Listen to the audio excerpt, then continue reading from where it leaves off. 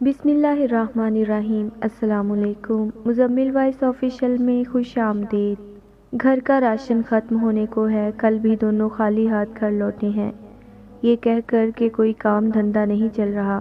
اللہ خیر ہی کرے اب تو، ورنہ جس قسم کے حالات چل رہے ہیں مجھے تو لگتا ہے جلد ہی ہمیں لوگوں کے سامنے ہاتھ پھیلانے ہوں گے۔ نجمہ بھابی دال میں کنکر چنتے ہوئے مسلسل بولے جا رہی تھی۔ ارے بھابی، یہ تو اللہ کا شکر ادا کرے کہ گھر اپنا ہے۔ سسر جی جاتے جاتے اتنا احسان کر ہی گئے کہ یہ 5 مرلے کا گھر لے کر اس میں یہ 3 کمرے ڈالیے، ورنہ یقین کرے آج تو ہم سڑک پر ہوتے۔ نبیلہ بھابی نے بھی برتن دھوتے ہوئے کلام میں اپنا حصہ ڈالا تھا۔ رحمت بی بی نے ان دونوں کو تندہی سے گھورا تھا، مگر وہاں پرواہ کسے تھی؟ کون سا ان دونوں میں سے کسی ایک کو بھی ساتھ سے ڈر لگتا جو وہ ان کے گھور کر دیکھنے سے ہی خاموش ہو جاتی۔ خاک احسان کر گئے، کون سا احسان، کہاں کا احسان، بلکہ دیا ہی کیا سسر جی نے اپنے بچوں کو صرف یہ 3 کمروں پر مشتمل گھر۔ بی بی، صرف گھر ہی ضروری نہیں ہوتا، زندہ رہنے کے لیے مزید 100 چیزوں کی ضرورت ہوتی ہے جن کے لیے پیسے چاہیے ہوتے ہیں، مگر وہ تو جو روپے کماتے تھے بسم اللہ کر کے اسی وقت سارے اڑا بھی دیتے تھے، اور اب صرف 5,000 کی تو ان کی زوجہ محترمہ کی دوائیاں آتی ہیں۔ نجمہ باجی نے ایک نظر اماں جی کو دیکھتے ہوئے پھر سے زہر خندہ لہجے میں کہا تھا۔ اس بار احمد بی بی نے ماتھے پہ بل لیے کچھ کہنے کو منہ کھولا ہی تھا کہ چارپائی میں ان کے پیر دباتی پلوشہ نے ان کو اشارے سے کچھ بھی کہنے سے روک دیا تھا۔ اب اللہ ہی حافظ ہے ہمارا تو، کل تو بچوں کے ٹیوشن اور فیس کی تاریخ بھی ہے، کہیں ان کو بھی گھر واپس نہ بھیجتے اسکول سے کہ جاؤ اور فیس کے پیسے لے کر آؤ۔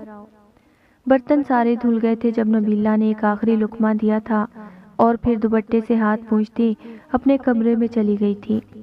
غصے سے سر جھٹکتے ہوئے نجمہ نے بھی دال کی پلیٹ ہاتھ میں اٹھائی تھی اور کچن کی جانب بڑھ گئی تھی۔ اماں، میں سوچ رہی ہوں کوئی نوکری شروع کر لوں میں بھی، کم از کم آپ کی دوائیوں کے پیسے تو دے سکوں گی، ورنہ بھابی کا رویہ تو دن بدن بگڑتا جا رہا ہے۔ آسمان کو گھورتے ہوئے پلوشہ نے کھوئے کھوئے سے لہجے میں کہا تھا۔ نہیں، تم کیوں نوکری کرو گی؟ عورت کو اللہ نے پردے میں اور گھر پر رہنے کا حکم دیا ہے، اور کمانے کے لیے 2 مرد ہیں نا گھر پر، تمہیں کہیں بھی جانے کی کوئی ضرورت نہیں ہے۔ اور خوب جانتی ہوں ریاض اور فیاض دونوں اپنی بیویوں کو اچھے خاصے پیسے دیتے ہیں۔ اب دیکھنا کل اسکول ٹیوشن کی فیسوں کے پیسے بھی نکل آئیں گے اور راشن کے بھی، مگر میری دونوں بہوؤں کے پیٹ میں درد صرف ان 5,000 روپوں کی وجہ سے ہوتا ہے جو میرے اپنے بیٹے مجھے دیتے ہیں۔ ارے غضب خدا کا، آج کل کی عورتوں کو ہو کیا گیا ہے؟ کیا ایک انسان اپنی ماں کو بھی پیسے نہیں دے سکتا؟ یقیناً دے سکتا ہے اس ماں کو پیسے جس نے اسے 9 مہینے اپنی کوکھ میں پالا۔ میں نے تو کبھی ان کی کسی بھی بات پر اعتراض نہیں اٹھایا، مگر میرے بیٹوں کی مجھ سے محبت ہی ان دونوں کو کانٹے کی طرح چبھتی ہے۔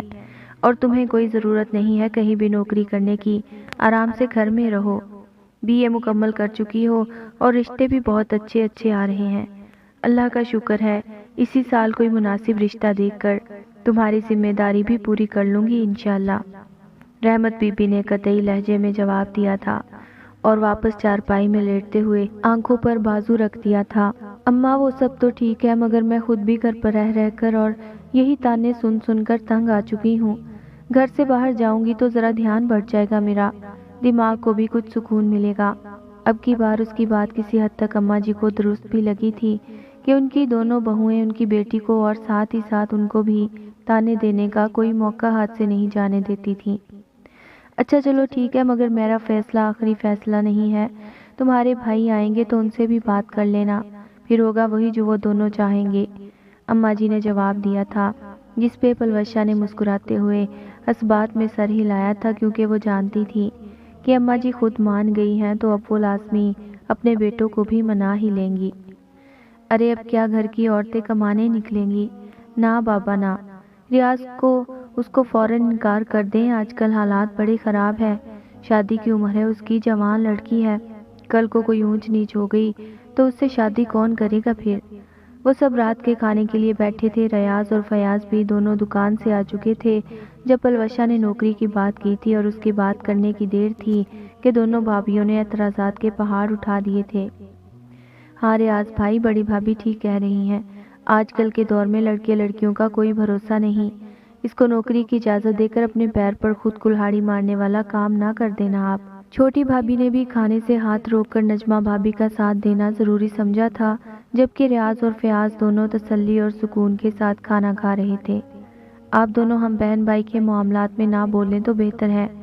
हम अच्छे से जानते हैं कि क्या फ़ैसला करना है और क्या नहीं। रियाज ने सख्त लहजे में बीवी और भाभी से कहा था, जिन्होंने गुस्से से लब भींच लिए थे। क्या हुआ गुड़िया, बेटा कुछ चाहिए तो भाइयों को बोलो, हम किस लिए हैं, लाकर देंगे सब कुछ। या किसी ने कुछ कहा है तुमसे? अगर किसी ने कुछ कहा है तो भी हमें बताओ। रियाज भाई ने उसके मुरझाए चेहरे को देखते हुए कहा था।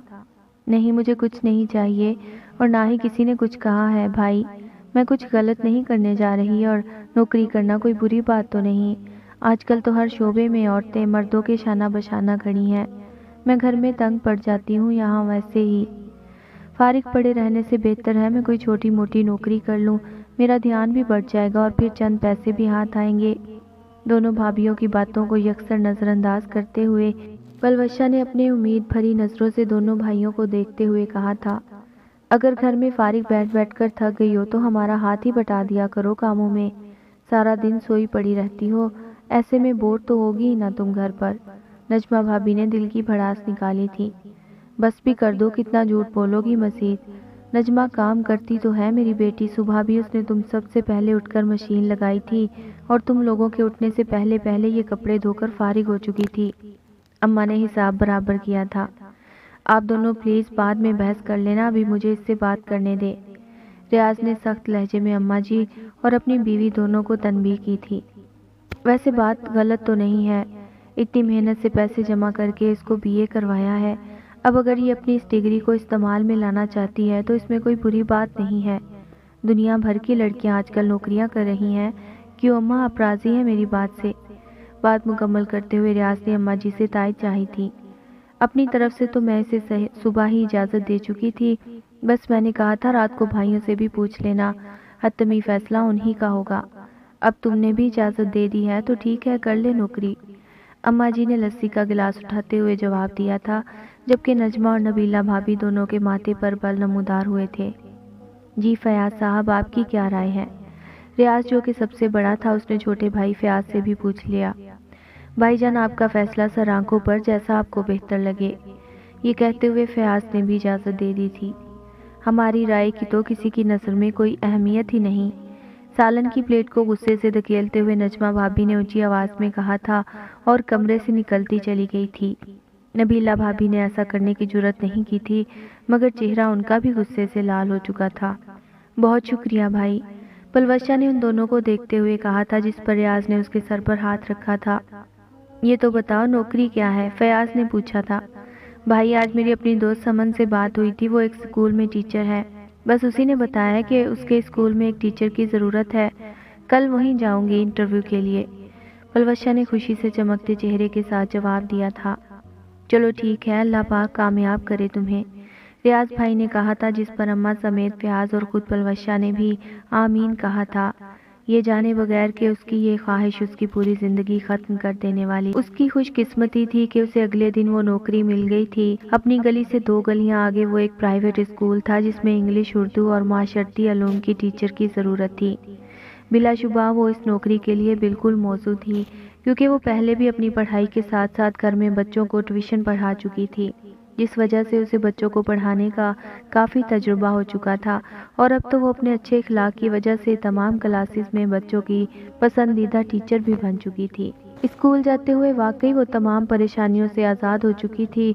उसने अपने आप को मुकम्मल बच्चों के साथ मसरूफ़ कर लिया था। ये उसका तीसरा महीना था जब अचानक ही कभी भी किसी भी वक्त उसके पेट में दर्द की शदीद लहरें उठती। पहले तो फिर भी पेन किलर के इस्तेमाल से दर्द काबू में आ जाता, मगर अब तो आहिस्ता आहिस्ता वो दर्द बर्दाश्त से बाहर होता जा रहा था। आज भी वो दर्द की शिद्दत से तड़पती स्कूल से जल्दी छुट्टी लेकर आ गई थी। अम्मा को वो सही बात बताकर परेशान नहीं करना चाहती थी, इसलिए उसने उनसे सिर्फ यही कहा था कि मेरे सर में दर्द हो रहा था तो बस जल्दी छुट्टी लेकर आ गई, आराम की गर्ज से। मगर अब कमरे में आते ही दर्द की शिद्दत से उसके चेहरे का रंग भी बदल कर पीला पड़ चुका था। पेट पर दोनों हाथ रखे वो दर्द जब्त करने की कोशिश कर रही थी, जबकि अचानक से कुछ चौंक सी गई थी और हैरानी के आलम में उसने अपने पेट को देखा था जो बहुत फूला हुआ था। उसकी आंखें हैरत की शिद्दत से फटी की फटी रह गई थी, क्योंकि वो तो एक स्लिम स्मार्ट सी दिखने वाली लड़की थी, मगर अब अचानक पेट का इस तरह से फूल जाना उसे परेशानी में डाल गया था। हालांकि वो कुछ दिनों से इस बात को महसूस भी कर रही थी कि उसका पेट फूलता जा रहा है, मगर उसने यही सोचा था कि शायद स्टाफ रूम में बाकी टीचर्स के साथ बैठकर गपशप के दौरान मामूल से ज़्यादा खाना खाने का नतीजा है। मगर अब उस वक्त खुद को गौर से देखना उसे परेशानी में डाल गया था। क्या करूं, अम्मा को बताऊं? उसने इसी तरह परेशानी के आलम में सोचा था। नहीं नहीं, पहले ही भाई की कमाई में से बामुश्किल उनकी दवाइयों का खर्चा पूरा होता है। मैं भी अपनी तकलीफ का बताऊंगी तो अम्मा तो और परेशान हो जाएगी। उसने सर को दोनों हाथों में थामते हुए सोचा था, मगर इस दर्द की शिद्दत से ज़हन बिल्कुल माफ हो रहा था। इस वक्त वो कुछ भी सोचने समझने से कासिर थी। मज़ीद इस दर्द और सोचों से छुटकारा पाने के लिए उसने नींद की एक गोली पानी के साथ हलक से उतारी थी और फिर बेड पर ढह जाने वाले अंदाज में लेट गई थी। सोचों के समंदर में गर्क उसे पता ही नहीं चला कि कब उसकी आंख लग चुकी थी। ये उस पर आने वाली कयामत का एक छोटा सा इशारा था, जो आगे जाकर उसे उसकी सारी जिंदगी, यहाँ तक कि उसका सब कुछ छीनने वाला था। दिन गुजरने के साथ साथ जहाँ उसके पेट में उठने वाली दर्द की लहरों में इजाफा होता जा रहा था, वहीं उसका पेट भी इस हद तक भर चुका था कि अब हर एक उसे शक की निगाहों से देखने लगा था। गैर तो गैर, अब तो उसकी अपनी सगी माँ और दोनों भाई भी उस पर शक करने लगे थे। आज भी दर्द की शिद्दत से वो पढ़ाने नहीं गई थी। सुबह नाश्ता करते ही एक पेन किलर लेने के बाद वो अपने कमरे में बंद थी जब उसके कानों से नजमा भाभी की आवाज़ टकराई थी। कहा भी था मैंने कि मत करने दो इसे नौकरी, हालात ख़राब हैं, जवान जहाँ लड़की है, मगर तुम लोग कहाँ मेरी बात मानने वाले थे। अब भुगतो और पालते रहो इस गलीस लड़की के साथ साथ उसकी नाजायज़ औलाद को भी। नजमा भाभी को तो मौका ही मिल गया था, जो वो गुस्से से हाथ हिला हिला कर बोल रही थी। रियाज और फयाज दोनों भी काम वाम छोड़े शिद्दत गुस्से से अंगारा आंखें लिए बाहर सेन में मौजूद थे, जबकि अम्मा भी दोनों हाथों में सर गिराए खामोश बैठी थीं। जी भाभी, यहाँ हमारी सुनता ही कौन है? हमारी बात ना मानने का ही अब नतीजा। जरा घर से बाहर निकल कर देखें, सब हम पे थू थू कर रहे हैं। सामने वाली रुबीना बाजी कल छत पर सब औरतों को मिर्च मसाला लगाकर बता रही थी कि पलवशा उम्मीद से है, जबकि शादी तो दरकनार, अभी तो इसका निकाह तक नहीं हुआ। भाई मुझे तो इतनी शर्मिंदगी हुई कि कुछ भी कहे बगैर मैं उनकी नज़रों से बचकर नीचे आ गई। अब तो घर से बाहर भी जाते हुए शर्म आती है हमें। नबीला भी उन दोनों भाइयों को मजीद गुस्सा दिलाते हुए बोली थी।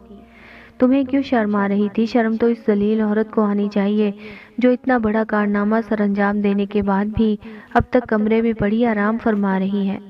नजमा भाभी ने जवाब दिया था, अस्सलामुअलैकुम। इससे पहले कि नबीला भाभी भी मजीद जहर उगलती, गेट से एक उधेड़ उम्र औरत सलाम करती घर के अंदर दाखिल हुई थी। वालेकुम अस्सलाम आंटी, आइए, कैसे आना हुआ आपका? नजमा ने फौरन हाथ में पकड़ा झाड़ू ज़मीन पर फेंका था और उनसे गले मिलने को उठी थी। अरे ये मैं पूरे मोहल्ले से क्या सुनती आ रही हूँ पलवशा के बारे में। क्या वो सच में उम्मीद से है? मगर ऐसा कैसे हो सकता है, क्योंकि उसकी तो अभी शादी। बज़ाहिर नजमा के करीब खड़ी वो आहिस्ता आवाज़ में बोल रही थी, मगर इसके बावजूद उसकी आवाज़ इतनी तेज़ ज़रूर थी कि रियाज और फयाज जो चंद कदम के फासले पर खड़े थे, वो उनकी ज़ुबान से निकला एक एक लफ्ज़ सुन चुके थे। क्या पूछने आई हैं आप यहाँ? मुझसे बात करें, मैं बताता हूँ आपको अभी। रियाज तो जैसे काट खाने को दौड़ा था, बर वक्त ही फयाज ने उसे सख्ती से दबोच लिया था, नहीं तो पता नहीं वो उस वक्त आंटी का क्या हशर कर डालता।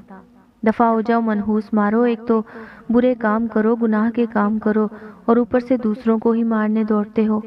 उन सब पर लानत भेजती आंटी वहाँ से चली गई थी। सिर्फ यही नहीं, पूरा मोहल्ला हमारे बारे में यही बकवास कर रहा है। किस किस का मुंह बंद करवाएंगे आप?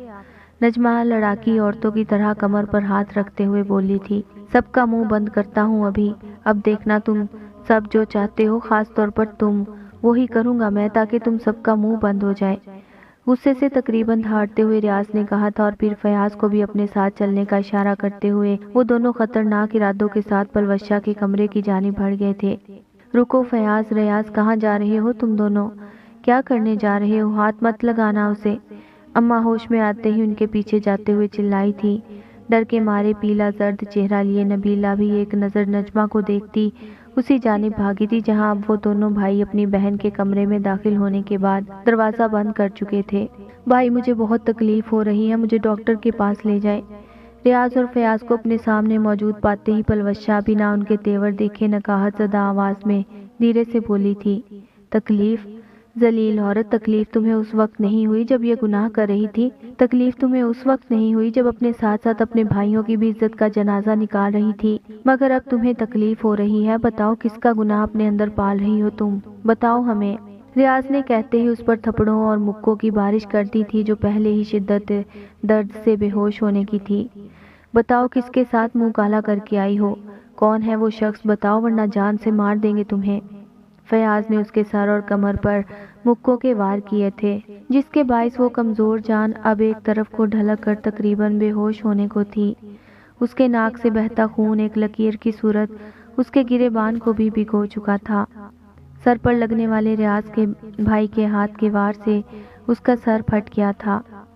فیاض چھوڑیں اسے، جان سے ماریں گے کیا؟ نبیلہ خوف کے مارے منہ پر ہاتھ رکھے چلائی تھی، بھابھی بھابھی کچھ کریں، یہ دونوں تو اس کی جان لے لیں گے۔ جھالی دار کھڑکی کے سوراخوں سے اندر کا منظر دیکھتی نبیلہ نے اب کی بار نجمہ کو مخاطب کیا تھا جس کا خود دل پتے کی مانند لرز رہا تھا۔ ریاض، فیاض چھوڑیں اسے، بس کر دے، مر جائے گی وہ۔ نجمہ بھی اب کی بار چیخی تھی، بتاؤ کس کا گندا خون ہے یہ؟ ریاض نے بالوں سے پکڑ کر پلوشہ کی جھکی گردن کو اوپر کیا تھا جو بمشکل ہی اپنی بند ہوتی آنکھوں کو کھول رہی تھی۔ میرا پروردگار گواہ ہے، میں نے کوئی غلط کام نہیں کیا۔ میرا رب گواہ ہے، میں نے کوئی گناہ نہیں کیا۔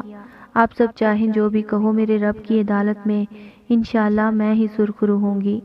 اس پروردگار سے بہتر کوئی نہیں جانتا کہ میں پاک دامن ہوں۔ لرزتی ہوئی آواز میں اس نے بمشکل ہی کہا تھا اور پھر اس کی آنکھیں بند ہو گئی تھیں۔ اس کی آنکھوں کے بند ہوتے ہی فیاض نے اس کے پیٹ پر لاتوں کی بارش کر دی تھی، مگر حیرانی تو ان کو اس وقت ہوئی تھی جب اس کے جسم میں کسی بھی قسم کی حرکت نہیں ہو رہی تھی۔ بند آنکھوں اور بے جان جسم سمیت وہ خون میں لتھڑی زمین پر پڑی تھی۔ فیاض بس کر دو، اس کی حالت خراب ہو رہی ہے۔ اس سے پہلے کہ یہ کہیں مر جائے اور ہم پر پولیس کیس بنے، چلو جلدی سے اسے ہسپتال لے کر جاتے ہیں۔ ریاض نے اس کے بے جان جسم کو بازوؤں میں اٹھاتے ہوئے کہا تھا اور وہ دونوں باہر کی جانب بھاگے تھے جبکہ اماں جی بھی روتے ہوئے ان کے پیچھے پیچھے بھاگ رہی تھی۔ ہسپتال کے ایمرجنسی وارڈ میں ان کے پہنچتے ہی تمام ڈاکٹرز نے ان کو گھیر لیا تھا جو خون میں لتھڑے وجود کو لیے چیختے ہوئے اندر داخل ہو رہے تھے۔ پلوشہ کو اسٹریچر پر ڈال کر فوراً آپریشن تھیٹر لے جایا گیا۔ تقریباً 5 منٹ بعد ہی ایک ڈاکٹر غصے سے ان کے پاس آیا تھا۔ کیا کیا ہے آپ لوگوں نے اس لڑکی کے ساتھ؟ بتائیں، اور کیسے جاہل لوگ ہیں جو اس بیچاری کو اتنی نازک حالت میں بھی اتنا مارا پیٹا ہے؟ ڈاکٹر غصے سے تیز لہجے میں بولا تھا۔ ڈاکٹر صاحب ہمیں مت بتائیں کہ ہم کیسے لوگ ہیں اور کیسے نہیں۔ ہم نے بہت اچھا کیا اس کے ساتھ، ہم نے اس کے ساتھ وہی کیا جو ایک بد کردار لڑکی کے ساتھ کیا جاتا ہے۔ دیکھا نہیں آپ نے، امید سے تھی وہ بدذات، جبکہ ابھی اس کی شادی بھی نہیں ہوئی۔ ریاض کے کہنے کی دیر تھی کہ ڈاکٹر نے پوری قوت سے اس کے منہ پر ایک تھپڑ مارا تھا۔ جاہل لوگوں، وہ امید سے نہیں تھی بلکہ اس بیچاری کے پیٹ میں رسولی تھی جس کی وجہ سے اس کا پیٹ سوج کے پھولا ہوا تھا، جبکہ تم لوگوں نے اس کو اپنی 2 ٹکے کی غیرت کے لیے بنا کسی ڈاکٹر کو دکھائے اور بغیر بیماری کی تشخیص کیے ہی قتل کر دیا۔ ڈاکٹر کے انکشاف نے ان کے قدموں تلے زمین کھینچ لی تھی، یہاں تک کہ ریاض تو وہیں زمین پر گرنے والے انداز میں بیٹھ گیا تھا جبکہ فیاض کا دماغ کچھ بھی سوچنے سمجھنے سے قاصر ہو چکا تھا۔ میں ابھی پولیس کو فون کرتا ہوں، یہ ایک قتل کا کیس ہے، تم دونوں پر کیس ہوگا۔ وہ دونوں وہیں بیٹھ کر اپنے کیے پر اب بچوں کی طرح رو رہے تھے جبکہ وہ ڈاکٹر پولیس کو فون کرنے چلا گیا تھا۔ 5 سال گزرنے کے بعد آج بھی ایک بھائی جیل کی سلاخوں کے پیچھے قید اپنی معصوم بہن کی ناجائز موت پر چیخ چیخ کر روتا رہتا ہے، یہاں تک کہ کبھی کبھی تو پولیس کو بھی اس بیچارے پر ترس آنے لگتا ہے۔ جبکہ بڑے بھائی ریاض کو جس دن ہسپتال میں سچائی کا علم ہوا تھا اسی دن وہ پاگل ہو گیا تھا۔ ایک بھائی کو جیل جبکہ دوسرے بھائی کو پاگل خانے بھیج دیا گیا تھا، جہاں آج بھی وہ روتے روتے ایک ہی بات کرتا ہے، مجھے مارو، میں قاتل ہوں اپنی بہن کا، مجھے جان سے مارو، میں قاتل ہوں اپنی بہن کا۔ یہاں تک کہ کئی بار تو وہ خود کو مارنے کی بھی کوشش کر چکا ہے، جس کے بعد وہاں کی انتظامیہ نے اسے زنجیروں سے باندھ دیا تھا۔ جب بیٹیاں بڑی ہو جائیں تو شک کی دیوار اونچی کرنے کے بجائے انہیں اعتماد میں لیں، سخت الفاظ اور سخت رویے سے انہیں موت کی گھاٹ اتارنے کے بجائے پیار اور محبت سے ان کی پرورش کریں۔